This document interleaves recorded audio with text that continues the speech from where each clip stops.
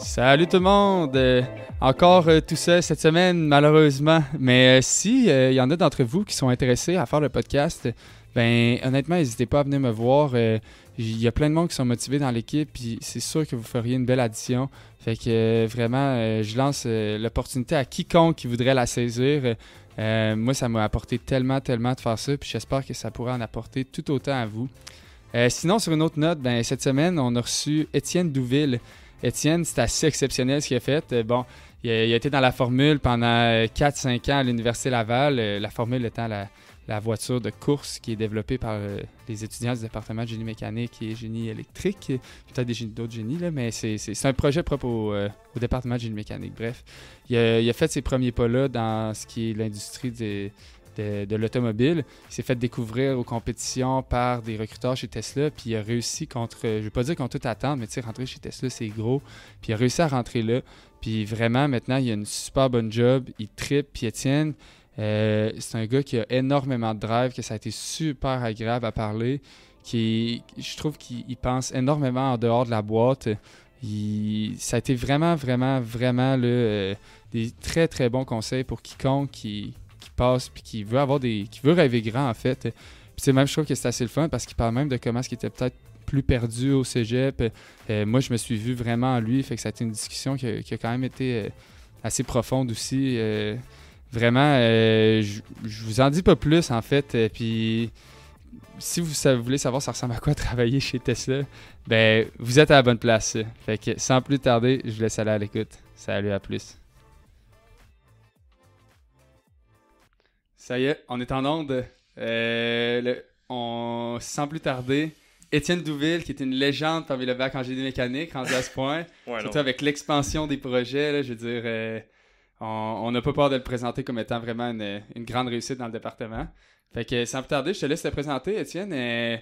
Puis je commencerai avec notre question classique là, dans le podcast, là, ton parcours. Là, je pense que souvent, on finit par boucler là-dessus, puis ça explique plein de choses nice. Fait que tu sais, pas peur d'y aller en détail. Tu sais, ton école secondaire, primaire, des sports tu faisais. Okay. Yes. Ben, vraiment, merci de m'accueillir ici aujourd'hui. Je pense que tu m'as bien introduit en disant que j'étais un produit des projets étudiants de l'Université Laval. Puis je pense que quand je parle avec le monde, c'est ça que j'essaie vraiment de mettre de l'avant. Là, parce que, bon, pendant de mon parcours, on va comprendre que je n'étais pas le plus studieux. Puis je pense que justement, c'est dans les projets étudiants que je me suis vraiment retrouvé. J'ai trouvé quel était mon ingénieur, en fond. Mais en fond, j'étais pas vraiment quelqu'un qui allait à l'école pour aller à l'école. Là. J'allais à l'école pour le social, pour voir mes amis, puis primaire, secondaire, j'avais quand même la facilité, mais aussi ça m'intéressait pas. Fait que je passais mes cours, mais j'avais pas des bonnes notes nécessairement, mais ça me dérangeait pas parce que c'était pas de quoi qui m'intéressait vraiment. Puis, tu sais, j'ai passé mon secondaire comme ça également, puis j'ai fait mes chimie, physique, maths fortes, là, c'est ça. Ouais. Mon père est ingénieur, on dirait que ça me tentait quand même d'avoir... Ingénieur mécanique aussi? Ouais, ingénieur mécanique aussi, cool. Ouais, exactement, ouais. Puis, on dirait que je savais pas ce que je voulais faire, mais je voulais avoir ça dans ma poche, c'est un peu comme tout le monde de 16 ans. Fait que c'est ton choix par défaut un peu, comme. Puis j'imagine que tu disais, c'est payant, mon père a l'air d'aimer ça. C'est ça, je voulais même pas être ingénieur, c'est plus que je voulais mes sciences puis mes maths au cas où que j'essayais de faire de quoi, mais quand j'avais 16 ans, je savais pas ce que je voulais faire exactement, mais c'était pas clair dans ma tête, mais c'était pas être ingénieur en tant que tel. Mais ça s'est pas décidé au cégep. Mais je pense que je me mentais non plus parce que je le savais un peu. Parce que je vais continuer. Ce qui est arrivé, c'est que moi, j'ai gradué en 2012. Puis c'était pendant la grève étudiante de 2012. Okay, fait que moi, j'ai commencé cégep le 15 octobre. Fait que j'ai eu un été j'ai eu un été de genre de juin à octobre quand j'avais 17 ans. Fait que quand je suis arrivé au cégep du Vieux-Montréal en design industriel, qui est comme génie mécanique, mais plus créatif, là, plus comme design de produits, puis moins côté mécanique, ben, j'avais aucune motivation, puis c'est parce que je venais de passer 8 mois à avoir du plaisir, puis pas être à l'école. Puis justement, moi aussi, j'étais pas quelqu'un qui était très studieux de base, puis qui était pas très impliqué dans mon futur, mettons, fait que c'était pas quoi qui me... C'était au jour le jour, c'est ça, exact. Ce qui arrive demain, c'est pas trop grave. J'aimais ça, le design industriel, parce que justement, ça avait l'air d'un peu du génie mécanique, des résolutions de problèmes, de créer et tout, mais il y avait moins de maths, puis c'était plus... J'étais capable de faire des maths, ça me tentait juste pas d'en faire, on dirait. Je sais pas, j'étais un peu comme un choix de paresse que d'aller en design industriel. Puis, tu sais, je me suis vite rendu compte après une session ou deux que j'avais pas le côté artistique suffisant pour être bon en design industriel, parce que c'était beaucoup de dessins, tu sais, beaucoup de genre faire des croquis, des beaux croquis d'idées de jouets d'enfants ou des trucs comme ça. Puis, je trouvais ça vraiment cool. Tu sais, il y avait beaucoup de professeurs qui travaillaient dans l'industrie, genre de créer des objets et tout, puis je trouvais ça vraiment intéressant, mais c'était pas de quoi que. C'était trop créatif. Ouais, c'est ça, man. J'étais pas capable de. Tu sais, j'ai tombé sur quand j'ai déménagé en Californie, j'ai tombé sur des vieux trucs que j'ai fait quand j'étais au cégep, puis c'était vraiment pas beau, là. C'était vraiment pas beau, puis c'était vraiment pas bon, là, mais tu sais, c'était comme. Ouais, mais à quelque part, tu sais, je veux dire, n'importe qui en rétrospect, quand tu regardes quelque chose que t'as fait, il y a longtemps. Ouais, mais tu sais, quand t'es pas dans la bonne discipline en plus, c'est comme, on dirait, c'est comme tellement out of space, puis ça faisait aucun sens, là. Puis je regarde ça aujourd'hui, puis tu sais, je suis content. Ça fait partie de mon parcours, puis tu sais, en design industriel, j'ai appris à arcader, puis j'ai appris à faire quelques trucs qui m'ont été utiles plus tard, mais c'était pas, genre, ça m'a pas touché tant que ça. Fait qu'après un an, puis j'ai réalisé que justement, j'avais un côté créatif. Je voulais quand même finir mon cégep, mais encore une fois, j'avais pas la motivation, j'avais pas vraiment d'idée ce que je voulais faire. Fait que j'ai été en histoire civilisation au Vieux-Montréal. Fait que c'est hors et lettres, mettons, là, mais avec maths. Puis j'ai fait ça pendant un autre 2 ans. J'ai passé 3 ans au total au cégep du Vieux-Montréal. Puis tu sais, vraiment pas impliqué parce que j'ai passé je pense que mon deck il est sans mention. Puis j'ai même pas passé maths intégrale au cégep.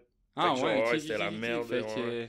C'est ça qui est, je trouve, de voir aussi dans le podcast. On va converger à plein d'affaires qui vont être vraiment cool, mais tu sais, de montrer que genre les notes, ça explique vraiment pas tout. Puis tu sais, si t'es au cégep et t'es perdu en ce moment, moi je me vois beaucoup dans toi aussi. J'étais pareil, tu sais, c'était genre, il y a un travail à faire, j'attends littéralement à la dernière minute, parce que j'ai une obligation. Puis si tu me dis pourquoi tu fais tes séances, je suis genre, man, honnêtement, là, choix par défaut, 100%. Ouais, je voulais juste pas genre me barrer des chemins, mettons, mais j'avais pas aucune intention de ce que je voulais faire dans le futur. Puis, mais c'est sûr que, tu sais, l'ingénierie était toujours un peu au fond de ma tête, mais on dirait que j'étais trop comme têtu pour me dire que je voulais faire comme mon père. Fait que, quand c'était le temps de décider ce que j'allais faire après le cégep, puis là, où aller à l'université et que faire, mais vraiment, j'avais une cote de 20, fait que les choix sont limités. Ouais, la médecine, admettons, c'était pas ça venait de sauter.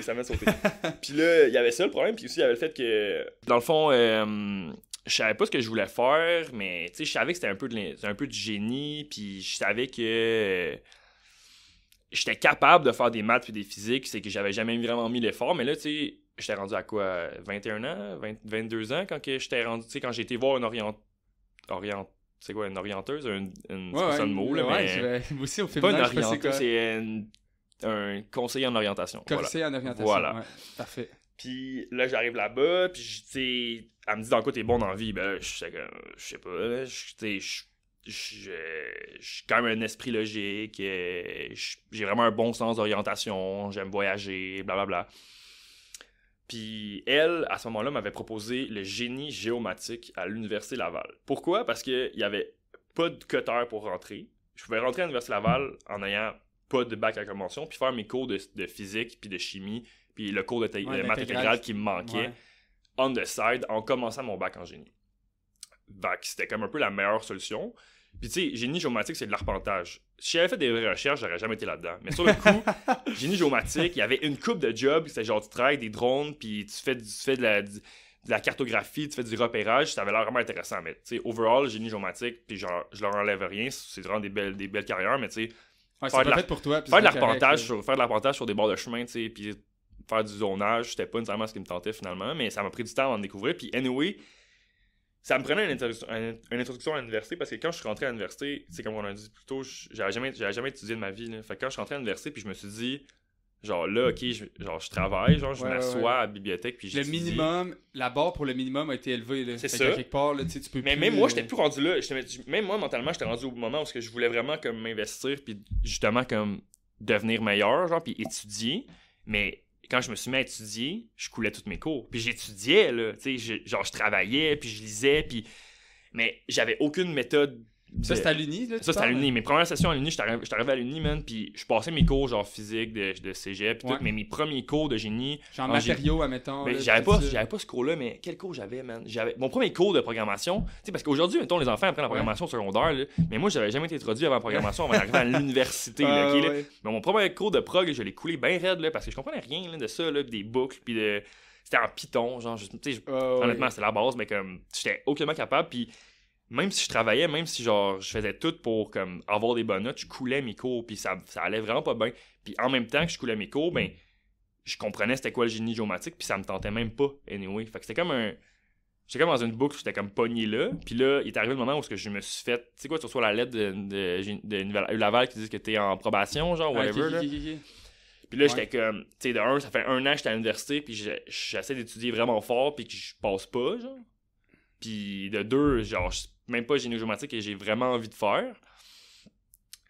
Fait que là, l'Université Laval... En ce que j'ai décidé de faire, je pense, j'ai pris une session comme tremplin où j'ai juste fini mes cours de cégep.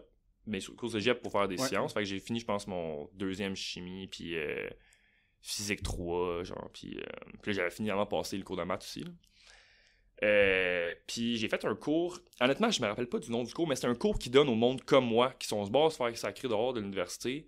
Puis c'est comme un cours de, pas de méthodologie, mais comme juste c'est pas seulement un cours de philo, genre, comme d'approvisionnement, pas d'approvisionnement, mais comme d'approfondir sur genre t'es qui toi puis qu'est-ce que tu veux en faire puis c'est bien cool ça, je savais même pas que ça existait. Honnêtement là, il faudrait que je prenne le temps après le podcast d'aller retrouver le nom justement du monde qui sont peut-être dans cette situation là, dire hey, puis le prof était vraiment tu sais c'était encore une fois j'ai aucune mémoire de ce nom là mais ce monsieur là était vraiment bon puis on avait fait un texte, c'était sur la motivation versus la procrastination puis je pense encore à ce texte là aujourd'hui parce que tu sais c'était vraiment comme dans le fond, la motivation, c'est tout ce que les objectifs que tu te mets en tête, puis comment tu vas y arriver, puis la discipline qui vient avec ça.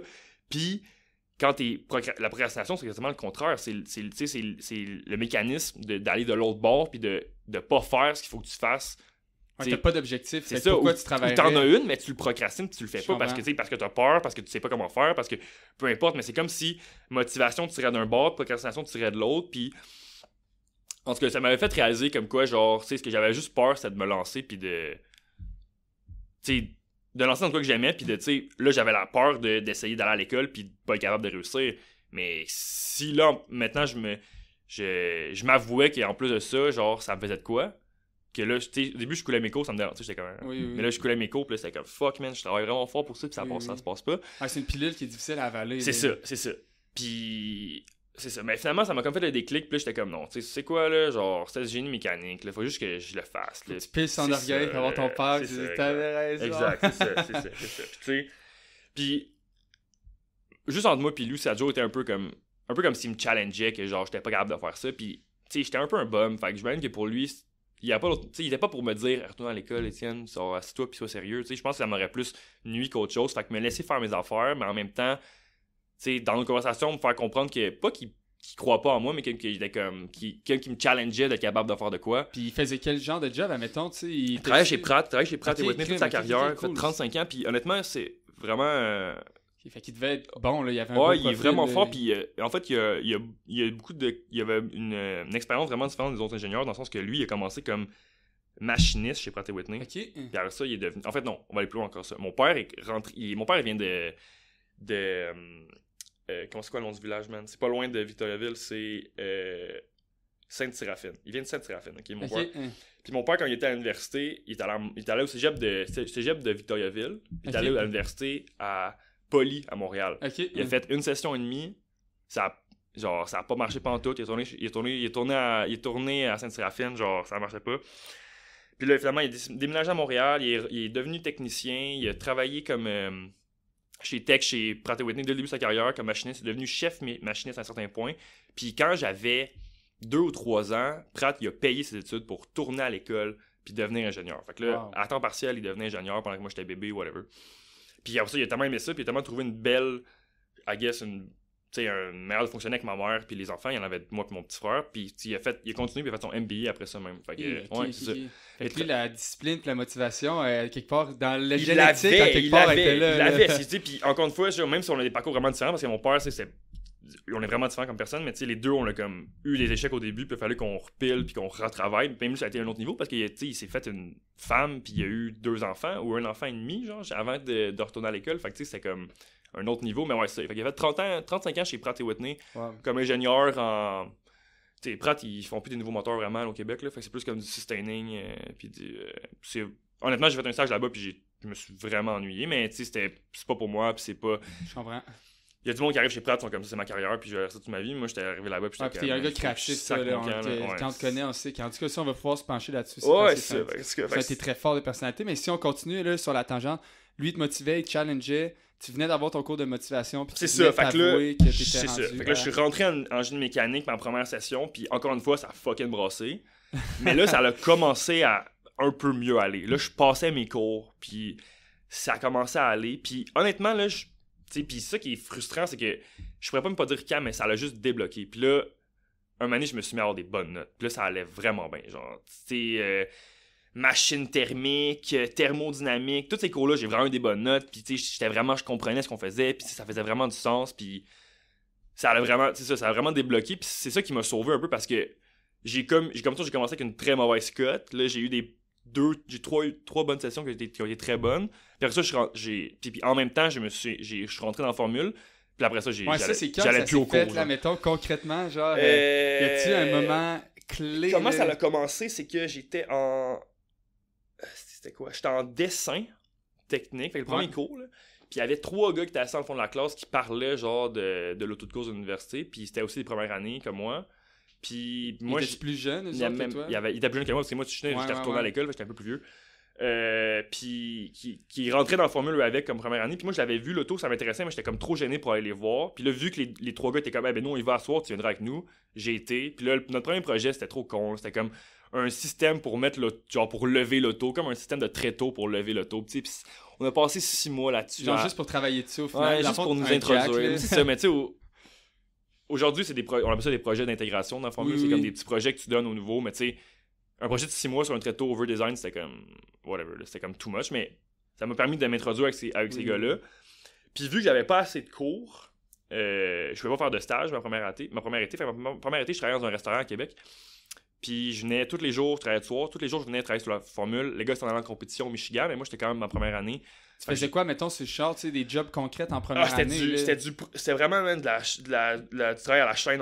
On découpait des boss bars, puis après ça, on allait au deuxième étage. Des boss bars, c'est des connecteurs pour les cellules là, dans la batterie. Après ça, on allait en bas dans le shop, on les stampait sur une presse hydraulique. Après ça, on venait les souder avec la soudure à point. T'sais, ça, t'as tout appris ça sur le tas, j'imagine. Puis dans ce temps-là, je réalisais pas à quel point c'était sketch, mais genre, c'est juste que là, à ce moment-là, c'est comme, on a une compétition dans un mois, puis la batterie est pas montée, faut faire ça là. Puis là, moi, première année, j'ai appris beaucoup de choses, puis là, j'ai travaillé là-dessus, puis moi, c'est vraiment sur le tas, genre, de me lancer, puis d'être comme, là, tiens, on a besoin d'aide, puis moi, j'étais là tous les jours, fait que je travaille là-dessus, puis c'est vraiment de même que j'ai comme pas fait mon nom, mais je me suis comme vraiment comme mis dans l'équipe, parce que tu sais, quand je fais un projet d'introduction, whatever, j'étais là, mais les autres s'occupaient pas vraiment de moi, mais là, à partir de ce moment-là, le monde connaissait mon nom, puis après la compétition, ça a bien été. La fin de l'été, les gars, ils travaillent pas vraiment sur l'auto entre la compétition et le retour à l'école. Ça, c'est un peu un problème de l'Université Laval, mais c'est un autre sujet. Mais quand je suis revenu en septembre, Rémi, qui était directeur mécanique à cette époque-là, il m'avait dit, tu sais, là, tu travailles avec un autre des gars qui était de première année qui était avec moi, Alex, travailler sur les nouveaux boss bars, qui ne seront pas des boss bars de bricolage, ça va être des vrais boss bars designés. Puis on a passé 6 mois, non, c'est un peu moins que ça, mais en tout cas, jusqu'à Noël, à designer des fuses, tu sais, des fuses c'est difficile là, tu sais, c'est une section d'air, c'est comme t'as un courant qui passe, puis quand il y a trop de courant qui passe, faut qu'elle fonde. Tu sais, c'est difficile, là t'as 4 courants, tu sais, à 50 ampères, faut qu'elle saute en 300 secondes, à 500 ampères, faut qu'elle saute en 1 seconde, puis à 1000 ampères, faut qu'elle saute en 0.5 secondes. Ça fait la même, je m'en rappelle plus exactement c'est quoi les barèmes, là, mais c'était comme designer une fuse, puis c'est du génie électrique contre un génie mécanique, mais en tout cas, c'est là que ça m'a commencé à m'introduire à genre, faut que tu te débrouilles, puis tu sais, t'as des requis, t'as un livre de règles de la FSAE qui est comme plus ou moins clair, mais c'est comme faut que tu figure it out là, get good puis fais-le man. Puis même un truc que je rajouterais que je trouve que toi mettons t'as vraiment bien saisi dès le début puis que des fois le monde qui rentre dans les projets ont vraiment de la difficulté, c'est la capacité à être proactif puis aller de l'avant puis ne pas avoir peur de se tromper et non que comme ils attendent peut-être constamment de se faire donner un projet, de se faire dire quoi faire. Un projet qu'ils vont savoir qu'est-ce qu'il faut qu'ils fassent. Exact. Puis que tu sais, ça devient de l'application. Mais tu sais, au final, c'est la même affaire que genre, tu sais, souvent, mettons, je compare ça à genre, tu sais, quand t'es dans un chalet, là, tu veux mettre la chaloupe à l'eau, puis un bout du trailer qui pète, puis t'as juste quelques patentes sous la main, puis là, il faut que tu penses vite, puis que t'essayes, puis que tu fasses. C'est la même chose, mais à une échelle plus grande au final. Là. Mais c'est carrément la même affaire. C'est drôle que t'en parles parce que, genre, je le dis souvent que comme pour être un bon ingénieur, faut que tu sois traumatisé. Ouais. Faut que tu aies été dans la merde tellement, man. Faut que ça allait tellement pas bien été que après ça, il n'y a plus rien qui te fait peur, puis t'as pas peur de te lancer, mais c'est vraiment une question. Puis aussi, le trauma, il te permet de réduire ton ego, parce que quand tu es un nouvel ingénieur, ton ego est immense, puis tu penses que tout ce que tu designs first time, tu vas le 3D print, ça va être numéro 1, mais c'est jamais ça la réalité. Mais quand tu fais pas de projet étudiant, ou que toi, personnellement, quand t'es chez toi, tu fais pas d'ingénierie, ben à l'école, ben c'est pas vrai, là, on va parler de l'ancien U-Laval, parce que là, maintenant, je sais qu'ils font des projets. Oui, il y a le cursus design, c'est pas mal. Le curriculum est différent, c'est ça, mais moi, dans mon temps, c'était vraiment théorique, puis la part d'ingénieurs mécaniques qui ont gradué avec moi, dans le cours d'intégration, à la fin, ça paraissait qu'ils avaient jamais designé rien, puis c'était comme, ils étaient stressés sur de quoi va avoir l'air leur croquis, genre, c'était comme, bro, un croquis, si tu le fais à la main pour, genre, te donner une idée, après tu le cadres, là, on s'en fout ton croquis, là, mais comme, le monde levait leurs mains, genre, mais mon croquis, c'est juste en noir et blanc, est-ce que c'est correct? C'est comme, guys, on est là pour designer des pièces, là, puis c'était vraiment un truc que, là, on parle de moi, mais c'est tous les gars de la formule qui sont comme ça, là, on était assis en fond de la classe, on était comme, voyons donc que le monde pose des questions, c'est croquis, puis vous, aller comme faire des designs, genre, faites de quoi, là, c'était le gap d'expérience devient assez massif en du monde qui se sont mis les mains dedans, puis pas mis les mains dedans, puis même, il y a un truc que j'ai vraiment aimé que tu as dit, là, puis c'est faut être traumatisé, là, puis il est pas encore diffusé, mais l'épisode avec Alain Kuroda, il a dit « Si tu veux devenir bon, il faut que tu souffres. » Ben oui, man, puis justement, Alain, man, c'est tellement un bon prof pour ça, parce que ses cours sont, le cours de mécatronique, je me faisais tout le temps dire je sais pas si c'est comme ça aujourd'hui, mais je me faisais tout le temps dire par le monde, c'est le cours le plus dur du bac. Non, c'est pas le cours le plus dur du bac, c'est le cours où tu vas faire le plus démolir du bac, mais c'est pas difficile. Il est exigeant, puis aussi rewarding, là, il est vraiment... Oui, mais c'est comme, il faut juste, Alain, man, il est pas là pour te faire couler. Si tu travailles, même si ton robot il marche pas, si tu travailles, tu vas passer le cours, là, c'est pas que c'est le cours le plus tough, c'est juste que c'est genre, tu vas te faire brasser, puis tu vas apprendre comment coder dans le cours. Ben là, ils ont changé le contrôleur, ça a l'air facile maintenant comparé à avant. Là. Pour l'avoir fait l'année passée, là, c'est encore, il y a matière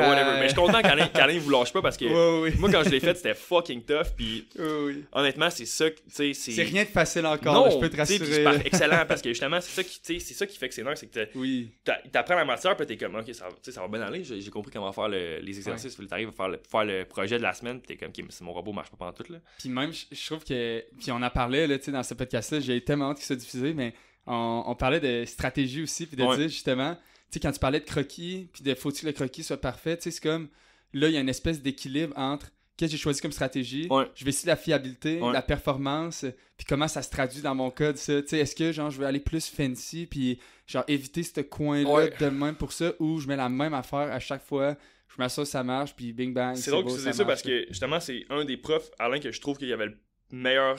il comprenait ça le mieux, dans le sens que, comme mettons, moi puis Alex, j'en parlais beaucoup d'Alexandre Morin, là, il était directeur de la formule quand moi j'étais là, moi j'étais directeur mécanique, puis j'étais directeur, puis moi puis Alex on a fait le cours ensemble, puis justement quand on est arrivé un projet, puis notre projet on l'a remis en retard de comme une semaine parce qu'on avait une compétition à Toronto, puis blablabla, puis c'est là un peu comme ça que l'université a comme, que moi j'ai été capable de ramener l'université à checker les projets étudiants, c'est que Alain est devenu notre chum, parce que quand t'allais le voir une semaine après, on était comme, sorry Alain, le projet on l'a fait un peu boboche, mais ça fonctionne, mais on l'a fait une semaine en retard parce que blablabla. Puis là, quand il a compris qu'on l'a fait une semaine en retard parce qu'on avait débugué des moteurs à 4h du matin dans un trailer, puis on avait retapé un aimant sur un rotor qui avait explosé, puis qu'on avait essayé de tuner le contrôle des petits PID, puis entre deux courses, puis que blablabla. Puis là, on arrive avec un robot qui fonctionne, c'est aucunement élégant, ça fonctionnait selon les requis, ben il nous a donné une note bien correcte, puis il nous a enlevé notre retard, c'était comme, vous avez fait d'autres ingénieries ailleurs, vous étiez occupés, on comprend ça. Tu sais, puis ça devrait être ça, dans le fond, là. Le but d'être à l'université, c'est de devenir un ingénieur, c'est pas d'avoir des bonnes notes, là. Si tu sors de l'université avec une cote de merde, mais t'es un ingénieur, félicitations, man, t'as gagné, là. Tout à fait, puis même je te dirais que cet élan-là, tu sais, pour être pas mal dans les mêmes années que toi, là, je sens une... puis je fais vraiment attention à ce que je dis. C'est pas qu'il n'avait pas avant. Je pense que c'était peut-être des philosophies un peu différentes. Mais je pense que la philosophie des projets, de l'application, puis vraiment de promouvoir l'engagement étudiant. Puis l'engagement, là, c'est pas nécessairement d'être dans un projet étudiant. Là. L'engagement, c'est... T'as-tu essayé de faire de quoi de tes mains? T'as-tu essayé de faire de quoi? Tu sais, ça peut être n'importe quel médium. Sur un skidoo chez vous, là, c'est important. Exact. C'est ça, exactement. C'est ça, c'est juste... Démonte une pièce, print de quoi pour réparer de quoi sur ton char. Acheter une 3D print pour un nouvel étudiant en génie mécanique, c'est la meilleure chose qu'ils peuvent pas faire. Puis t'as-tu te à acheter 4 imprimantes 3D, des balles. Ils ont acheté une CNC, man. Ils ont une CNC en bas maintenant. Non, je sais, c'est la même vie qu'on avait. Ça n'a rien à voir. Nous, on bégait, man, pour ride, whatever. Ouais, vraiment, là, sérieux, ça. Tu serais ravi de voir ça. Puis une des segments là, que je voulais vraiment aller avec toi, là, puis c'est justement, tu as tellement une expertise incroyable en projet, puis je pense qu'il y a du monde qui vont écouter ça, puis vont se dire, je devrais pas aller dans un projet, puis moi, personnellement, mettons, la compétition, c'est le highlight, là. C'est genre, lights out. Toi, mettons, tu peux-tu me décrire, ça ressemblait à quoi une compétition, genre un week-end ou la prep avant, comme? C'était un highlight parce que quand t'es à l'université, mettons, dans un projet étudiant, t'es minoritaire. Là. La plupart du monde sont à l'université, ils font leurs cours, ils ont une job étudiante, ils vont n'importer. Tu sais, les projets étudiants, c'est comme un peu obscur, pis c'est genre, tu sais, pourquoi tu resterais à l'école un samedi soir pour travailler sur un projet étudiant? Tu sais, comme, va avoir une vie, t'as 23 ans, tu sais, pis honnêtement, je comprends ça. Mais comme, moi, en tout cas, ça m'a tout apporté parce que c'est là que je me suis fait mes amis, puis c'est là que dans le fond, je me suis découvert vraiment, tu sais, je savais que j'allais aimer le génie mécanique juste parce que j'étais comme un peu dans le bain, mais c'est vraiment dans la formule que j'ai découvert que c'était ça qu'il fallait que je fasse. Puis je pense que, tu sais, quand t'arrives en compétition, c'est ce qui est fun, c'est que c'est juste du monde comme toi. C'est du monde comme toi qui sacrifié leur... Tu sais, c'est ça, c'est sacrifice le mot. C'est vraiment tout du monde qui sont prêts à faire les mêmes sacrifices que toi, qui sont prêts à passer leur fin de semaine, leur été au complet, toute leur soirée, mettre de côté leur étude. Tu sais, moi, mais j'ai pas eu des bonnes notes à la fin de mon bac, pas parce que j'étais pas bon, parce que j'étais pas là, j'étais en train de travailler sur l'auto, tu sais. Fait que, tu sais, c'est des sacrifices que j'ai faits parce que c'était plus important pour moi que l'auto roule, puis qu'on ait, que c'était plus important que j'aille parler à un commanditaire pour aller chercher 5000$ que d'aller à mon cours, puis de peut-être aller chercher le 2% de plus, pour avoir un B à la fin de l'année ou whatever. Oui, comment je veux dire? Je comprends tout à fait. Fait que quand t'arrives en compétition, c'est magique parce que c'est tout du monde comme toi, puis je pense que quand aussi, aujourd'hui, il y a une grande communauté sur Reddit, puis un peu juste avec les réseaux sociaux de toutes les équipes de Formule, mais je pense que dans mon temps, ça fait pas tant longtemps, mais il y a 3-4 ans, c'était moins ça. Fait quand t'arrivais là-bas, c'était comme, hostie, je suis pas tout seul au monde, finalement, être un fucké à faire des batteries, genre dans un sous-sol, man, pas de lumière, genre, pis... À designer une fuse pour, genre... Exactement, tu sais, pis là, pis tu rencontres des gars qui ont les filles qui ont qui ont eu les mêmes problèmes que toi, qui ont trouvé des autres solutions, pis c'est là que, tu sais, ça l'a... C'est là que ça l'a... ça tout va chercher son sens, parce que t'es comme, ok, finalement, je fais pas de quoi juste parce que moi pis mes amis, on est fuckés, dans le fond, c'est que ça fait vraiment du sens, pis... T'sais, on est plein de gens à travers le monde, pas juste en Amérique. Là. FSG, c'est encore plus gros que FSE. Oui. Là, je donne l'exemple de la formule parce que moi, c'est ça que je connais, mais je sais qu'à Cargo, il y en a sûrement en Europe partout, aussi. Là, Baja, n'importe quoi. Voilà. Tous les projets, là, Goal, écoute, il y en a une tonne. Puis, tu sais, moi, c'est comme la prep, admettons, les 6 mois avant. Puis là, tu penses que t'as donc du temps. Jusqu'à temps que t'arrives juste avant, puis là tu sais, oh shit, là tu packs les affaires dans le trailer. Tu t'en vas dans le trailer, tu t'en vas, écoute, vous c'est au Michigan, ouais, mettons, tu t'en vas aux États-Unis en road trip avec tes amis. Tu restes dans un Airbnb, genre, tu sors le char dans le garage du Airbnb, tu travailles là-dessus, genre, toute la nuit, tu sais, avec des Red Bull. Tu sais, c'est comme. C'est une expérience à quelque part qui est un peu. Tu sais, genre, ça fait pas partie d'un parcours universitaire. Il y a rien qui compare ça. C'est ça, c'est fou, là. Il y a rien qui compare ça. Puis... Est-ce que c'est allé jouer au Super Bowl, là? Ouais, honnêtement, c'est vraiment ça. Puis. Ben, ça dépend des équipes. Tu sais, il y a des équipes que c'est vraiment. Ils arrivent là-bas puis ils veulent gagner parce qu'ils ont des équipes performantes depuis tout le temps puis ils ont beaucoup de budget puis je veux dire, whatever. Mettons... C'est nous ça bientôt, Étienne, je te le dis. Mais je vous le souhaite, mais tu sais, mettons, moi, on allait là-bas parce qu'on voulait avoir du plaisir puis c'était comme on va aller voir d'autres mondes qui font des autos de course comme nous puis ça a toujours été ça. Puis tu sais, je pense un peu c'est cette naïveté-là de genre juste aller là-bas pour avoir du plaisir qui a fait que on a eu du succès, nous, dans mes années de formule parce que justement, on n'est pas arrivé là-bas avec un gros ego, on n'est pas arrivé là-bas avec des intentions de tout péter, puis ça a vraiment bien été, fait que c'est encore plus... j'ai le mot, c'est rewarding, je sais pas ce qu'on en français, mais... Ouais, tantôt, je le cherchais, c'est gratifiant. Gratifiant, c'est ça, puis... Tu sais, c'était... ça. Tu sais, moi, ma mère en parle souvent, là, un peu toutes les compétitions c'est comme ça, t'as beaucoup de comment on appelle ça, des techs pour passer pour ton véhicule, peu importe ton véhicule, que ce soit Baja, que ce soit une auto de course, que ce soit blablabla. T'as toujours des techs à passer, des techs mécaniques, électriques, brake test, rain test, name it, là, c'est ça. Puis nous, on a été, toute la fin de semaine, vraiment, c'était après le COVID, fait que on avait toute pas d'expérience en compétition. C'est ça les vrais examens que tu veux passer, toi, là. C'est les seuls examens que tu veux passer. On arrive en compétition après le COVID. Moi, j'ai pas d'expérience en compétition, zéro. On finit par faire les techs mécaniques. On passe, ça fait, test électrique, ça va correct. Test batterie, on passe ça one time. Là, tu sais, c'est faire toutes les techs qui sont dynamiques. Fait que, tu sais, le brake test, le tilt test, puis le rain test. Puis honnêtement, on est la dernière équipe le vendredi à s'être qualifiée pour les techs. Mais moi, passer les techs, c'était même pas, c'était pas imaginable pour nous. Là. Notre auto, elle roulait. Notre auto, une semaine avant, elle avait sauté toutes les boards de communication. Dans le fond, tous les chips de communication sur chacun des boards. Tous les chips de communication sur chacun des boards du char avaient sauté une semaine avant la compétition. Fait que nous, on a pacté l'auto en se disant que l'auto allait pas rouler à Michigan. Qu'on est là-bas juste pour l'expérience. Puis je me rappelle d'un meeting qu'on avait eu à genre.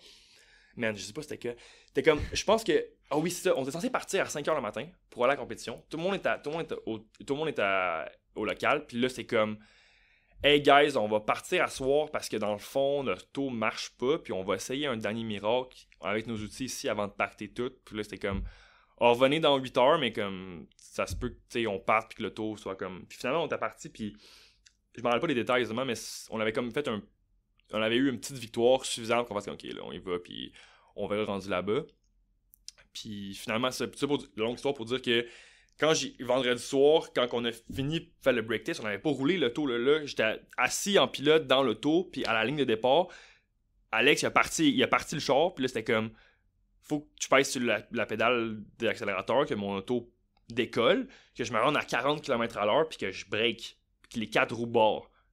Mais le tour n'avait pas roulé depuis des mois. Là. Ouais. Fait que là, part le tour. Comme dans un film, premier tour, le tour part, là, vraiment, le tour part. Je suis comme, wow. Je fais un premier tour pour prendre la vitesse. Je break, on est genre, je sais pas, 37 km/h, faut être à 40. Là, refais-en un autre. Deuxième tour, encore la même affaire. Là, je suis comme à 38 km/h, faut que tu sois à 40. Tu sais, moi, j'avais peur, là. Je sais pas si le tour allait sauter. C'est pas sauter, mais comme. Si elle a un fil qui allait déconnecter, si le tour allait juste kill. Fait que c'était comme, j'essayais pas de trop y en donner, je voulais juste qu'on passe les techs. Ouais. Troisième fois, je pense que j'ai passé à 41 km/h.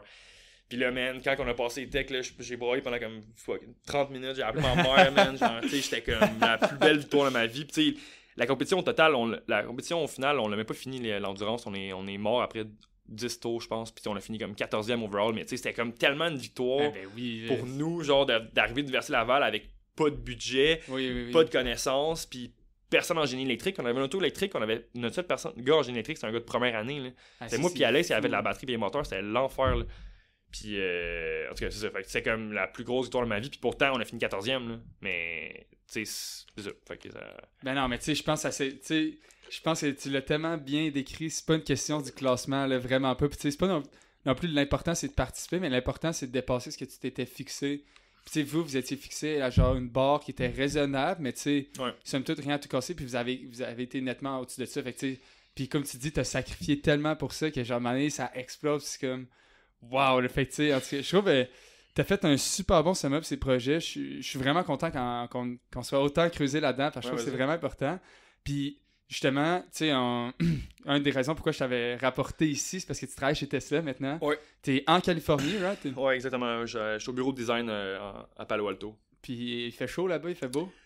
Quand je suis arrivé là-bas, je me disais genre, la Californie, les palmiers, la plage. Mais ça, c'est quand tu penses à ça, tu penses à la sud de la Californie. Moi, j'habite au nord, à San Francisco. Fait que tu sais, il fait beau et chaud, genre 8 mois par année, mais il fait jamais très très chaud. Il fait environ entre 15 et 25. Puis c'est tout des microclimats à cause des montagnes, puis de la mer, puis de la baie. Fait que, mettons, moi j'habite à San Francisco. San Francisco, il fait toujours 10 degrés moins chaud que à Palo Alto, qui est 30 minutes au sud. C'est vraiment des microclimats, pis tout. Mais à San Francisco, il fait pas si beau que ça. Il fait pas si chaud que ça, mais ouais, j'habite là. Puis tu trouves ça comment là-bas?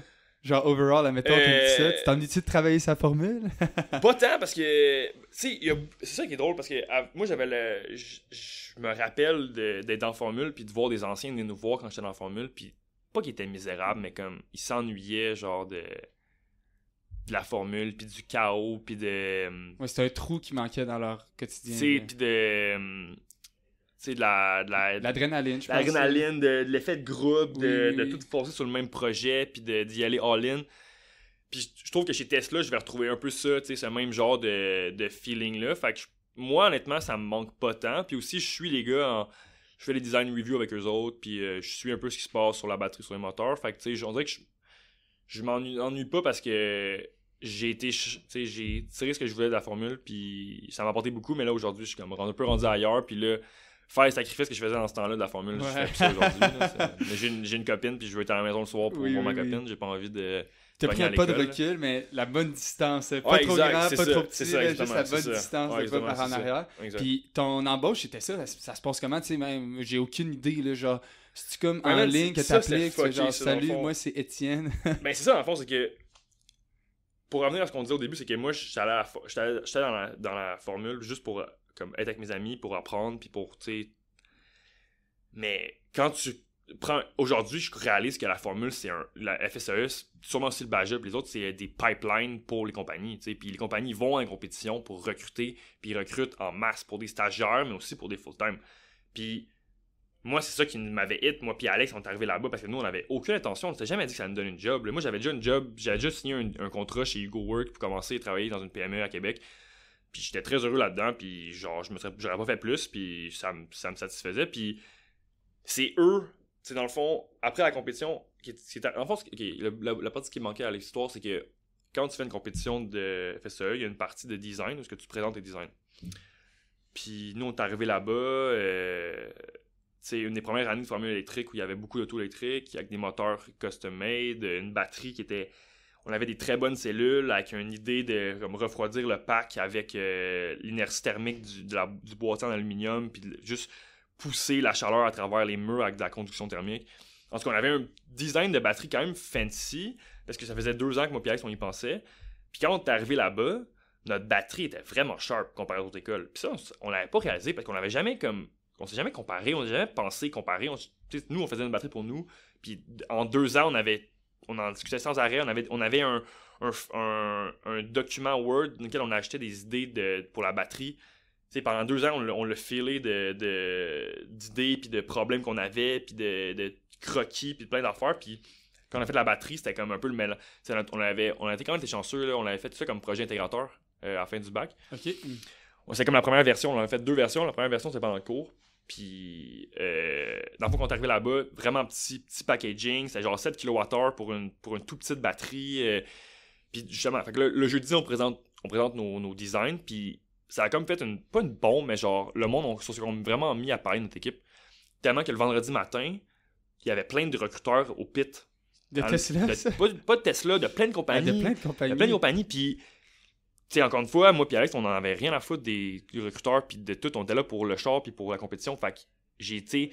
Moi, j'étais en dessous de l'auto, puis je voyais quelqu'un arriver, j'étais comme, dude, sacrez-le dehors, là. Puis moi, on parle en français, là, c'est tout le monde, des Américains. Fait que j'étais comme, prenez-le, puis sacrez-le dehors. Je veux pas qu'il soit proche de l'auto. Genre, pourquoi ils viennent nous parler? Tu sais, comme, allez-vous-en. Tu sais, le monde à nous voir, j'étais comme, dude, j'ai pas le temps, man. Puis on dirait que Tesla... Genre Elon Musk qui parle à côté de toi, pis t'es genre, sac ton camp, ben, pratiquement, man, c'était comme... J'avais pas la tête à ça, pis j'étais pas là pour ça, pis tout, pis je pense que Tesla, eux, l'avaient compris, ou les 2 recruteurs là-bas qui voulaient vraiment nous parler, moi et Alex, l'avaient compris, parce que ce qu'ils ont fait, c'est qu'ils ont entendu le samedi, quand on a tout fini, on était en train de ramasser le trailer, le pick-up, puis le trailer, puis le pit, puis les 2 gars sont venus parler avec moi et Alex, pis on a jasé pendant peut-être 45 minutes, puis un de mes amis de la formule, Étienne Marcoux, qui est rendu directeur électrique, il a pris une photo de moi puis le gars, puis je l'ai encore dans mon style, juste moi puis le gars, les bras croisés, qui parlent de l'auto, genre debout sur le bord de l'auto pendant 45 minutes, 1 heure, puis c'est là que j'ai réalisé que, tu sais, on était pas tant loin que ça, tu sais, puis ce qu'on fait, c'est pas tant con, puis le monde de l'industrie qui font des batteries, ils comprennent ce qu'on fait, puis ça faisait du sens, tu sais, puis dans le fond, c'est là que mon nom est tombé dans le pipeline, parce que eux étaient des recruteurs, fait qu'ils ont pris mon nom. Puis là, c'est là que, après ça, quelques semaines plus tard, il y a un recruteur qui m'a écrit pour mon première entrevue chez Tesla. Fait que c'est même que ça a commencé. Moi, j'ai jamais appliqué, j'ai jamais pensé que c'était possible d'appliquer chez Tesla. Tu sais, en étant un Québécois qui parle français, qui va à l'Université Laval. Puis qui n'a même pas de citoyenneté, là, tu sais, parce que si t'avais une citoyenneté ou de quoi. C'est ça. J'ai jamais pensé à ça, là. Fait que, comme de fait, j'arrive à mon première entrevue, je me rappelle, c'était comme... J'étais en plein déménagement, fait que j'étais comme assis sur le bout de mon lit avec mon laptop. Moi, en pensant que ça allait être une entrevue comme au Québec, là, genre, tu sais, qui sont comme... c'est quoi tes aspirations dans la vie? Non, c'est genre, ça devait être des questions techniques. Si t'as une chicane avec un collègue, qu'est-ce que tu fais? Puis qu'est-ce que t'aimes faire dans tes temps libres? Non, je suis arrivé là-bas, puis la première question, c'était... Explique à un enfant de 3... je sais pas qui m'avait dit ça. Explique à un enfant comment... En anglais? Ouais, en anglais. Explique à un enfant comment une vis fonctionne. Ouais. OK. Puis là, après ça, tu gosses pendant 15 minutes. Puis après ça, il dit... Explique-moi, moi, comment une vis fonctionne. Là, je suis que... En tout cas, man. Puis là, des questions de même, genre, t'as une poutre en pur bending, t'as veux-tu qu'elle soit en aluminium ou en acier? Ouais, c'est... Même moi, mettons, je te dirais... Ben, la réponse, c'est que tu t'en fous, parce que, genre, je pense que c'est... Tu sais, genre, en pure flexion, c'est genre... je vais dire une connerie, mais je pense que l'équation, c'est genre... col carré sur ta masse, genre. Mais vu que ta masse, puis la masse, puis ton module d'élasticité de l'acier, puis de le... Ouais, tout s'annule, puis ça donne une relation. Ça fait un, genre. C'est que vu que genre, ton K au carré, ça égale à 1, puis l'autre égale, puis la masse est 2 fois plus grosse, ça revient à la même affaire, là, ça s'annule, mais c'est des trucs que juste qu'il faut que tu saches, théorie, puis là, j'ai souvent dit n'importe quoi, mais peu importe, c'est ça pour dire que comme, je me faisais brasser, je me suis fait extrêmement brasser. Puis, j'ai quand même eu un deuxième entrevue, puis où je me suis fait brasser, mais un peu moins, parce que là, je savais que j'allais me faire brasser. Puis après ces 2 entrevues-là, j'ai reçu un email comme quoi que ça fonctionnait pas, puis que ça avait pas marché. Puis c'était comme, ok, ben, tu sais, honnêtement, je m'étais dit à ce moment-là, c'est les meilleurs en batterie sur Terre, là, tu sais. Puis moi, je suis un génie mécanique, j'ai fait des batteries parce que j'avais pas le choix, puis il y avait personne en génie électrique. Je me suis quand même rendu loin, j'aime ça faire des batteries, mais peut-être que faire des batteries chez Tesla, c'est pas mon niveau. Puis anyway, j'ai une job de batterie chez Hugo Work à Québec, je vais être vraiment heureux, fait que c'est pas grave. Puis un mois plus tard, il y a un autre manager qui m'a écrit, puis là c'était pour faire du sustaining engineering en moteur, parce que j'ai utilisé la formule fait ses propres moteurs. Fait par la bande, j'avais travaillé ces moteurs, mais moi, c'est ça qui est drôle, les gars me le disent tout le temps, c'est qu'à l'époque, je m'en foutais des moteurs, puis je voulais pas travailler ces moteurs parce qu'on faisait pas des nouveaux moteurs, on faisait juste patcher les moteurs de l'année passée. Fait que moi, ça m'intéressait pas tant de patcher des moteurs qui étaient plus ou moins fonctionnels. Fait que, mais tu sais, vu que j'étais là, puis j'étais directeur, je travaillais ces moteurs quand même, tu sais, j'étais vraiment imbibé là-dedans, puis par osmose, j'ai quand même appris ces moteurs. Oui. Puis t'étais-tu désavantagé, mettons, à cause que tu viens du Québec, justement, tu sais, fallait-tu que tu sois encore meilleur qu'un Américain, genre, ou ben eux autres, c'est les compétences pures et dures, puis après ça, le reste, ils s'en foutent? Moi, je pensais que j'étais désavantagé, mais je l'étais pas, parce que dans le fond, j'avais fait un projet étudiant, fait que j'avais plus de pratique que bien du monde. Puis aussi, le problème avec les Américains, c'est que eux, ils font leur high school, ils rentrent à l'université, undergrad, puis ils finissent, tu sais, ils ont 22 ans, ils ont pas d'expérience, puis tu sais, si tu viens d'une bonne université, c'est parce que t'as de l'argent, c'est parce que t'as des bonnes notes, c'est comme, ça veut rien dire, fait que c'est comme difficile d'engager des Américains. Pratiquement les Canadiens, c'est mieux d'engager parce que c'est qui ont été bons, là, à quelque part, c'est qui est bon, puis tu sais, c'est comme, puis au Canada, tu sais, ces tâches-là, il y a beaucoup de Canadiens qui sont vraiment bons avec les visas de travail puis tout, fait que c'est pas, moi je savais même pas que c'est pratiquement un avantage des Canadiens parce que tu sais, tout le monde est Canadien chez Tesla. Ah ouais? Ouais. Fait que c'est ça, fait que dans le fond, je reviens chez nous puis j'étais comme, ça a bien été, mais je sais pas à quel point ça a bien été, on verra. Puis là, j'ai reçu un email de mon futur boss qui est comme, ça a bien été, mais là, il faut qu'on fasse ton write-up. Là, un write-up, c'est quoi? C'est que c'est un one-pager, c'est une page où est-ce que ça s'appelle, ils appellent ça Proof of Excellence. Faut que tu expliques, OK, en une page, pourquoi tu dois être engagé. OK? Parce que là, après ça, il faut que mon manager, puis dans le fond, directeur, eux, aillent vendre ma candidature au directeur, au VP Powertrain, après ça, au VP Hiring, après ça, la rumeur court, ça va à Elon. Moi, j'y crois pas tant que ça, mais en même temps, ça se pourrait parce que c'est des one-pagers qui se lisent vraiment vite, puis tu sais, c'est oui ou non. Fait quelque part, Elon, il a peut-être mis son étape. Ça se pourrait, il y a des rumeurs. Je pense que certains jobs, ils regardent. Je pense pas qu'ils regardent, tu sais, moi, je suis rentré comme P2, comme ingénieur mécanique, je pense pas qu'il a regardé ma candidature à moi, mais tu sais, il est vraiment proche de nous quand même, fait que ça se pourrait, là. C'est ça. Puis là, je fais mon write-up, j'envoie ça, ça passe. Une semaine plus tard, en fait, j'envoie mon write-up, puis il est comme parfait, j'envoie ça. J'ai pas de nouvelles pendant 2 semaines. J'écris au gars, je suis comme WhatsApp, puis il est comme, ben là, on a des problèmes un peu. Là, je suis comme, qu'est-ce qui se passe? Puis ils sont comme, ben, il y a quelqu'un qui a demandé de voir tes notes, puis t'as pas la coteur qu'on veut, genre, c'est 3.2 pour rentrer, t'as comme 2.9. Là, je suis comme, wait a minute, là. Genre, ça fait. Depuis, là, on t'est rendu en quoi? Je sais pas, on t'est rendu en genre octobre. Là. Je suis comme, depuis juillet, man, vous m'avez fait passer des entrevues, des examens, puis tout, puis personne m'a jamais demandé mes notes, puis là, je suis bon à être engagé. J'ai prouvé à tout le monde que j'étais capable de le faire. Puis là, j'ai pas une note pour rentrer, genre. Ouais, c'est ça. À quoi ça change de quoi, là? Fait que c'est ça que j'ai fait. Fait que là, j'ai écrit notamment un texte sur genre pourquoi mes notes voulaient rien dire. Là, où j'ai expliqué un peu ce que j'ai dit plus tôt, genre comme quoi. Où j'ai expliqué vraiment pourquoi, genre dans le fond, genre j'étais à formule, je travaillais sur un char, fait que mes notes c'était pas important pour moi. Puis tout ce que vous avez, genre, j'ai été découvert par la formule, tous les projets, tous mes problèmes d'ingénierie que j'ai soulevés dans mes panels, puis tous les trucs de formule. Genre dans le fond, si j'avais pas fait de formule, j'aurais eu des meilleures notes, mais j'aurais pas eu un profil qui vous aurait intéressé. Fait que c'est comme choisi, là. Tu sais, c'est l'œuf ou l'enveloppe. Puis finalement, ben, je l'ai eu. Mais tu sais, ça a comme, tu sais, un dernier risque, un dernier genre stress où j'étais comme, bon, finalement, je l'aurais pas, genre. Puis tellement que, comme, quand je suis déménagé en Californie, j'ai tout amené mes manuels puis toutes mes notes de cours. Parce que j'étais sûr que j'allais me faire démolir, genre. Tu sais, genre, imagine si Manu, il est comme, calcule-moi un lieu de bud, là, je suis comme, dude, genre, je suis dans le mal, Bon, t'as-tu plot le Nyquist? Ouais, c'est ça, il y a eu ton Nyquist cette semaine, là, je suis comme, il en sert-tu le -1-0? c'est ça. I guess. Fait que là, j'avais tout amené manuel, toutes mes notes de cours en pensant à me faire démolir parce que justement, ils m'ont comme fait sans ça, comme si genre, ah ouais, tu peux rentrer, mais. Ouais, t'arrives là pis t'es Albert Einstein, là, c'est genre.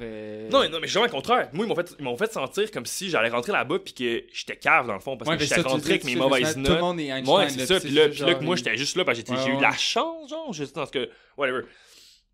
Finalement, ça a bien été, mais. Puis je trouve que c'est un seg vraiment parfait qui va vers. Moi, ce que je voulais savoir, c'était, vous êtes énormément là-bas, de toutes sortes de compagnies différentes, de toutes sortes d'universités différentes. Toi, tes forces, ça s'est traduit en quoi? Parce que clairement, avec de quoi de autant différent, c'est sûr qu'il y a des choses qui ont émergé, qui ont dit « Hey boy, on n'avait jamais vu ça. » mais de moi? Ouais. Puis d'autres choses que tu dis « Ouais, admettons ça. » Là, des fois, il a fallu justement que ce soir, je rouvre mes livres. Ben, c'est sûr que je suis quand même... Tu sais, contrairement à beaucoup de monde, à beaucoup d'ingénieurs, je suis quand même plus...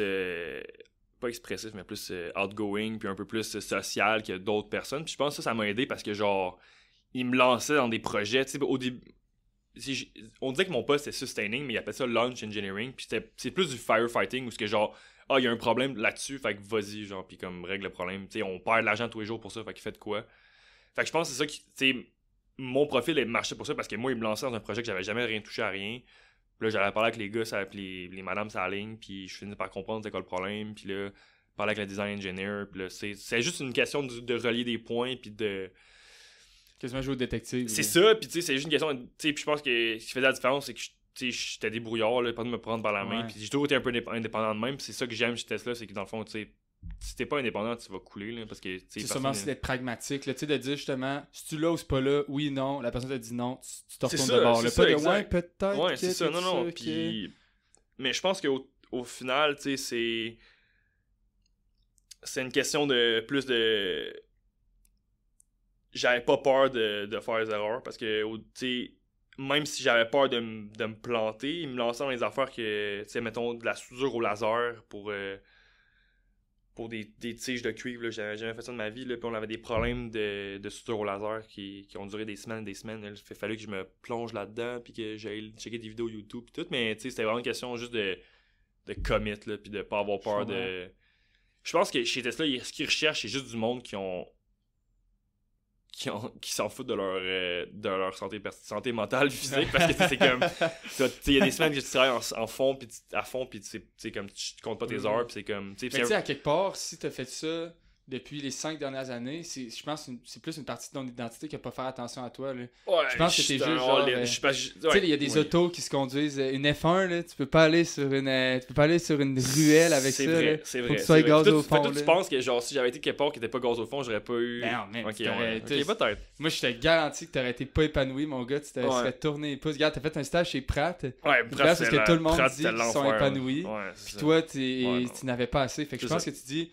C'est un peu l'inverse. Je pense que toi, pour ta santé mentale, il faut que tu sois un peu dans un coin. T'as raison. Mais c'est parce que, en fait, ce que je veux dire, c'est qu'il faut vraiment que tu sois passionné. Oui, exact. En fait, moi, j'ai jamais fait d'entrevue en tant que tel. J'étais là, genre, j'ai jamais tenu une entrevue, mais je sais que ce qu'on recherche, c'est quelqu'un que, quand t'arrives, un petit quelqu'un, ça, je disais, là, quand j'avais l'impression que j'avais pas eu des bonnes entrevues, c'était correct, parce que le problème, c'est pas comment... genre, c'est quand est-ce que tu casses, c'est comment tu casses. C'est que, mettons que t'arrives devant un problème que tu sais pas. Si tu me bullshit de quoi, ça marche pas. Si tu me dis que tu sais pas ce que tu fais, mais que là, que tu m'expliques ton raisonnement de qu'est-ce que tu comprends là-dedans, puis qu'est-ce qui te manquerait comme information, puis qu'est-ce que tu ferais pour aller chercher l'information, là, on parle. T'sais, c'est une question de genre...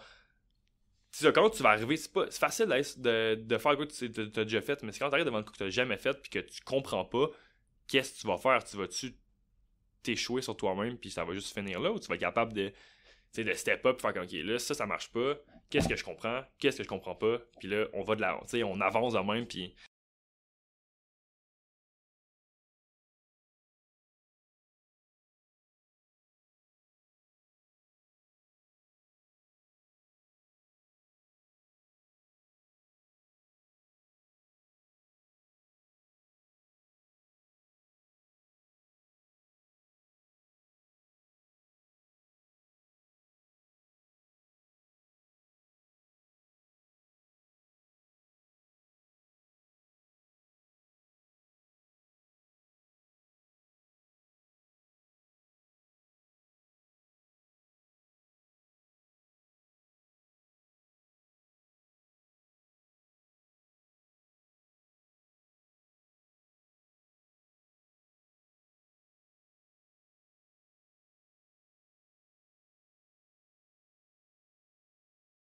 Je serais curieux de savoir aussi la différence entre, mettons, des choses que tu fais au quotidien là-bas et des choses que tu as apprises à l'université. Parce que, tu sais, on a une formation pour devenir ingénieur mécanique. Fait que, on apprend à CAD, on apprend à modéliser des affaires, on apprend à faire des calculs, tu sais, de la gestion de projet, on apprend toutes sortes de panels de patentes. Puis toi, ce que tu fais, l'écart, trouves-tu, qui est vraiment massif ou typiquement, des fois, tu te dis « Ah, crime, je retrouve mes repères un peu là-dedans, puis ça se ressemble, tu sais. » Ben, moi, je trouve que c'est vraiment différent, mais en même temps, c'est que moi, tu sais, toi puis moi, on est dans l'ancienne version du bac. J'imagine qu'aujourd'hui, c'est vraiment différent que les projets. Tu sais, moi, les cours qui me parlaient le plus, c'était les cours qui parlaient le moins au monde parce que justement, eux, faisaient pas de projet étudiant, puis ils comprenaient pas, puis tu sais... c'est quoi le nom du cours? Fabrication mécanique, je pense, le nom du cours. Là. Puis, tu sais, le monde a SSE pour mourir, mais j'étais comme, bro, c'est parce que je comprenais juste pas que c'est ça de l'ingénierie, tu sais. Parce qu'il y a beaucoup de monde qui sont vraiment bons à l'école, puis que là, eux, ils aiment ça, faire DCA. Puis quand c'est un cadre encadré, défini, où est-ce que ça va bien, puis que ça marche, puis qu'il y a une bonne réponse, c'est le fun. C'est ça. Mais quand tu te fais pitcher dans le néant, où est-ce qu'il n'y a pas nécessairement de bonne réponse, que c'est pas clair, l'effet tiroir... Il y a une formule, mais après, c'est un peu de l'intuition puis du essai-erreur. C'est ça. Fait que moi, je pense que directement, je peux pas dire ça, mais en même temps, j'ai l'impression que j'utilise rien que j'ai appris à l'université, mais c'est faux. C'est juste que, genre, c'est comme tout, c'est juste des trucs qui sont comme connexes à ce que j'ai fait dans la formule. Parce que je comprends. Tout ce que j'ai fait dans la formule, ça m'applique à tous les jours. Puis, tu sais, pas juste de, mettons, de gestion de projet, juste de relations interpersonnelles. Là, parce que, tu sais, un moment donné, quand je suis tombé directeur mécanique, ben, tu sais, j'ai quand même un bon caractère, puis je suis quand même un peu pas... J'ai tendance à réagir rapidement à la formation que je reçois, puis c'est ça, en tant qu'ingénieur, c'est pas nécessairement la meilleure approche. Fait que j'ai beaucoup appris à, comme, gérer mes émotions en tant que... À tourner ta langue 2 fois avant de parler. C'est ça, mais tu sais, c'est aussi que, tu sais, comme j'ai dit plus tôt, pour être ça, faut que tu sois passionné, mais quand t'es passionné, quand t'es quelqu'un de passionné dans la vie, c'est tout, tu prends tout à cœur, mais je pense qu'il y a une manière de le communiquer que j'avais pas, que là j'ai appris en étant dans la formule, puis en ayant du monde sous moi qui comptait sur mes conseils, puis sur ma guidance, encore une fois. Mais c'est ça, fait que, tu sais, ouais. Je pense que la formule m'a beaucoup aidé à juste comme devenir une meilleure personne. Puis. Si j'allais te dire ça, moi. J'allais carrément faire un pont vers ça puis de dire ça. Je pense que peut-être la manière c'est dessiné, c'est genre les apprentissages théoriques fondamentaux, c'est la job de l'institution de le faire. Puis tu sais, à quelque part, on a besoin d'apprendre la loi de Hooke, on a besoin d'apprendre les forces, comment ça marche. Mais il n'y a aucune formation, il n'y a pas un livre qui existe sur comment devenir un bon ingénieur, comment apprendre à te démerder avec rien, comment apprendre à, justement, encaisser une idée que tu n'es pas nécessairement d'accord, mais c'est pas toi qui vas la faire. Fait que, à quelque part, il faut que tu la laisses. Comment déléguer des tâches. Fait que, peut-être que là, ils ont trouvé un meilleur équilibre, justement, pour en incorporer un peu, mais c'est vrai que je pense que c'est valable pour n'importe quelle formation. Je pense que des fois, nous autres, à l'Uni, on a tendance un peu, tu sais, à se le dire, mais tu sais, à quelque part, c'est juste pour se réconforter, parce que tu regardes des fois le monde des autres unis, ils sont pas nécessairement foudroyamment meilleurs que nous autres, là. Mais je trouve que là où est-ce qu'il y en a le plus, c'est sûr qu'ils ont fait et uni et projet, que là, ça fait des personnes complètes. Ou sinon, l'Université de Sherbrooke avec leur stage intégré aussi, ça c'est fort, là. Ils sont vraiment bons. Mais tu sais, justement, ils vont peut-être chercher les qualités interpersonnelles, comme on disait. Tu l'as vraiment dit, c'est que dans le fond, tu finis ton bac en génie mécanique, t'es pas un ingénieur. Là. Non, exact. Je pense que c'est... Puis c'est ça qui est le fun avec le podcast. On finit tout le temps par dire la même affaire, mais avec une signification tout à fait différente. Il faut que tu souffres. Si t'as pas souffert... Puis que t'as pas eu... Comment t'as appelé ça? La peur, C'est le trauma. Le trauma, c'est ça, je vais m'en rappeler de ça. C'est drôle parce que à la fin, souvent, on finit, puis je te demande le meilleur conseil, là, puis toi, je pense que ta connaissance, ça veut dire ça va être ça. Expose-toi à un trauma, traumatise-toi. Fais les erreurs le plus vite possible. Fais des erreurs, c'est comme Alain il avait dit, puis il y a un autre segment qu'on n'avait pas passé, que je voulais absolument qu'on passe par là, c'était la différence entre une PME québécoise et une entreprise américaine. Ça ressemble à quoi? Puis tu sais, ça nécessairement, ça ressemble à quoi? C'est quoi les choses que t'aimes de un, puis c'est quoi les choses que t'aimes de l'autre? Mais c'est sûr que c'est difficile pour moi de répondre à ça, parce que Tesla, c'est géré comme une PME, là. C'est ça l'affaire, en fond, c'est que la joke à l'interne, c'est que c'est la plus grosse start-up sur Terre, là, parce qu'on est... C'est autant... Il y a autant peu de mécanismes de management, puis autant de... Tu sais, il y a très peu de processus mis en place qui sont vraiment très rigides, puis il y a très peu il y a un encadrement, mais il n'y a pas un encadrement qui est rigide au point où c'est basé sur la confiance et non pas sur la paperasse. C'est basé sur l'indépendance. C'est basé sur le fait qu'une fois que tu es engagé, si tu es prêt à t'arranger, si tu es prêt à faire ton travail comme du monde tout seul, ben le monde va juste s'arranger sans toi, là, parce que dans le fond, c'est que tu donné un exemple, c'est que tu travailles sur une nouvelle pièce, puis là ta pièce, finalement, tu as besoin d'être un peu plus gros parce que peu importe quelle raison, tu ne passes pas une simulation. Là, tu veux t'acheter un rib, là, puis là, t'es comme, ah fuck, ça va faire une interférence avec une autre pièce. Mais t'as pas besoin d'ouvrir un comité de design pour décider ce qu'on fait avec cette pièce-là. Là, tu vas voir l'autre design owner qui a l'autre pièce, puis vous trouvez une solution ensemble, puis après ça, ton manager il approuve ça, puis c'est tout. Tu n'as pas besoin de passer par des mois et des mois de comités, puis de décisions, puis de vote, puis de présentation pour arriver à faire des changements de design. Puis c'est un peu ça aussi que chez la PME, j'aimais, c'est que chez HugoWorks, c'est que dans le fond, si tu te fâches puis tu veux faire de quoi puis tu veux avoir un impact en un direct, puis je pense que c'est vraiment ça, c'est chez Tesla tu peux avoir un très grand impact juste par comment toi t'es motivé. Si tu veux juste faire ta petite job puis rien faire, tu peux faire ça. Mais moi, mettons, je pense que c'est ce qui me dissocie un peu des autres ingénieurs dans mon équipe puis dans mon environnement, c'est que moi je tiens vraiment à cœur le scrap puis tout ce qui est recyclage. Genre je nous vois acheter des affaires tous les jours, puis je suis comme, voyons donc, man, qu'on jette toute cette cuivre-là. Ouais, puis toi, tu l'as vu dans les projets, comment est-ce que nous, on est beggars pour rien. C'est ça, on avait rien, là. On travaille avec rien, on travaille avec des déchets, là. On travaille avec des vieux affaires. Fait que, tu sais. Toutes les scraps, nous, on aurait pris ça. C'est ça, les premiers gros projets, c'est les projets, justement, de comme récupération de matériaux, puis de réparer des moteurs, puis de faire, tu sais, des trucs de comme. Vraiment plus de, genre, sauver de l'argent que de créer des nouveaux trucs. Parce que moi, je me promenais dans les lignes de montage, puis j'étais comme, voyons donc, on vient d'acheter 50 moteurs, là, genre, on peut-tu faire de quoi avec ces moteurs-là, genre, t'sais. Fait que c'est un peu ça que... C'est toute ta philosophie, toi, derrière, puis ce que t'aimes, on va dire, approfondir. C'est juste, moi, c'est drôle, j'allais dire que moi, ce que j'aime bien, c'est de l'optimisation, mais Elon, il dit tout le temps que la pire erreur d'un ingénieur, c'est d'optimiser de quoi qu'il devrait pas utiliser. Ouais, j'ai déjà entendu ça plein de fois. Ouais, mais tu sais, ça reste que, tu sais, c'est... Pour Tesla, ce qui est le fun, c'est que genre tout est encore à faire, dans le sens que là on fait des autos tous les jours, puis on en produit vraiment beaucoup, mais on n'a pas été genre au fond des choses, on n'a pas été genre au fond de nos processus, on n'a pas optimisé tout ce qu'on pouvait optimiser encore, parce que là on a la tête hors de l'eau, ça fait une couple d'années, là. T'sais, moi j'ai jamais connu les vaches mecs des périodes pré-modèle 3, mais comme ça reste que comme c'est tous des trucs que genre, on fait ça de même parce qu'on a toujours fait ça de même, mais là, je suis comme, mais là, pourquoi on fait ça comme ça, tu sais. Puis là, moi, je pose des questions que personne pose parce que c'est juste de même que ça a toujours été. Puis moi, ça me gosse qu'on jette du cuivre tous les jours. Fait que c'est des trucs que je travaille beaucoup. Fait que moi, j'ai beaucoup de projets de réduction de coûts. C'est comme toi que tu les écris, là. Tu marches. Ouais, c'est moi, j'étais comme ça. C'est la latitude. Ça pas de bon sens. Ouais, c'est ça. C'est ça, exactement. Tu marches. Puis au final, c'est carrément un produit de ce que tu fais dans Formule. Ouais. Tu sais, dans Formule, il n'y a pas un prof en arrière de toi qui dit « Hey, votre barre joint, là, il tient vraiment pas bien. Regardez, vous pourriez le mettre de même. » Ah, ben oui, c'est vrai. Alors faisons cela. Ouais. Toi, tu as toujours été drillé à... la seule personne à qui tu peux demander, c'est Étienne. Ouais. Ou Alex. Étienne, ouais, ou Alex. Ou Alain, s'il y avait des idées, là, mais ouais, c'était pas mal ça. Là.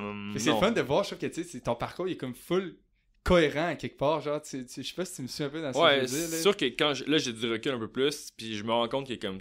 Tu sais, j'étais à la bonne place au bon moment, puis j'ai fait les bons choix à bonne... Tu sais, ça comme tout est cohérent maintenant, mais c'est sûr que quand j'étais dedans, tu sais, ça faisait pas de sens. Là. J'étais juste, je faisais un char de course, toutes mes fins de semaine étaient passées là-dessus, tu sais, ça faisait dessus. Ça allait pas me donner une job, là, ça, là. Je faisais juste ça pour le plaisir de le faire, là. Puis là, je trouve, on a passé vraiment par toutes les places que je voulais passer, ça a été insane. Tout le temps, quand on finit le podcast, c'est quoi ton meilleur conseil pour quelqu'un qui vient de rentrer dans le bac, qui sait plus trop où est-ce qu'il est, puis qui sait pas qu'est-ce qu'il veut faire? Tu sais, je pense que tu es une des personnes le plus à écouter, là. On a parlé justement du trauma, on a parlé de peut-être aller voir un orienteur, faire des cours dans ce style-là. Ben, c'est sûr que, tu sais, il faut pas que tu aies peur de faire des erreurs, là. Mettons, moi, j'ai changé de... Si tu y penses, si tu calcules cégep, université, j'ai comme changé de parcours 4 fois, là. Fait que je pense que... Souvent, comme... On a l'idée préconçue que comme, tu finis le secondaire, tu vas au cégep, tu finis le cégep, tu vas à l'université, tu finis l'université, t'es en couple, ensuite de ça, tu t'achètes une maison, puis ensuite de ça, tu fondes une famille. La petite vie, là. Puis je pense que, tu sais, même si on n'est plus comme nos parents, on a quand même ça dans le fond de notre crâne, tu sais, comme c'est ça la vraie ligne directrice, mais tu sais, il y en a pas, puis je suis sûr que plein de monde dit ça, mais ça reste que comme, il faut juste que tu sais, c'est un mot que j'utilise beaucoup maintenant en vieillissant, c'est faut que tu te mettes vulnérable, tu sais, il faut vraiment que tu te mettes dans une situation où que t'as pas été avant, puis que même si t'as juste un doute que ça peut être ça, faut que tu le fasses, puis ça s'appelle n'importe quoi, mais je pense que vraiment en génie, si j'ai quoi à dire pour un futur ingénieur, c'est vraiment de faire des erreurs, de toucher des trucs, d'être traumatisé, tu sais, d'envoyer des pièces en fab dans un machine shop qui te reviennent, qui sont trop pas que tu avais besoin, puis ça t'a coûté 1000$, puis t'as tout perdu, puis tu sais, c'est de même, il faut que tu détruises ton ego le plus vite possible comme étant ingénieur, là, parce que tu sais, c'est l'algorithme de la caverne, il y a rien de pire que pas savoir ce que tu sais pas, tu sais, quand tu sais pas que t'es dans la caverne, quand tu sais, mettons,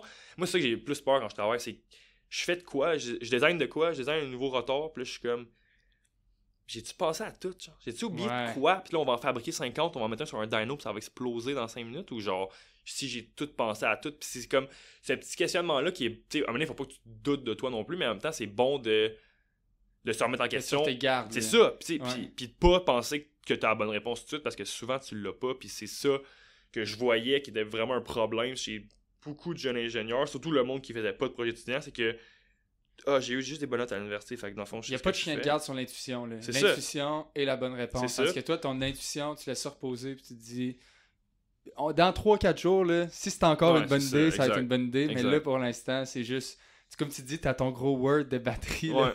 Moi, j'appelle ça des brain dumps, là. C'est quand t'as des idées, là, tu dumpes ça, là, ça a n'importe quel format, un dessin, des mots, whatever, là. Fait que, ben, je trouve que c'est vraiment cool. C'est un super bon conseil. J'avais vraiment m'en rappeler. Même moi, personnellement, se mettre vulnérable, je trouve que c'est quelque chose qu'on n'entend pas souvent puis qui est important. Mais Alain, ça va être pas mal la même chose que ça. Faut souffrir. Il faut souffrir. On voit pourquoi il y a une bonne chimie entre vous deux. Ouais, exact. Hey, Étienne, merci énormément d'être venu. Ça a été vraiment un plaisir. J'ai adoré notre interview. Puis j'espère que ça va résonner avec le monde qui vont l'écouter aussi. C'était un plaisir. Merci beaucoup, Jérémy. Salut, à plus.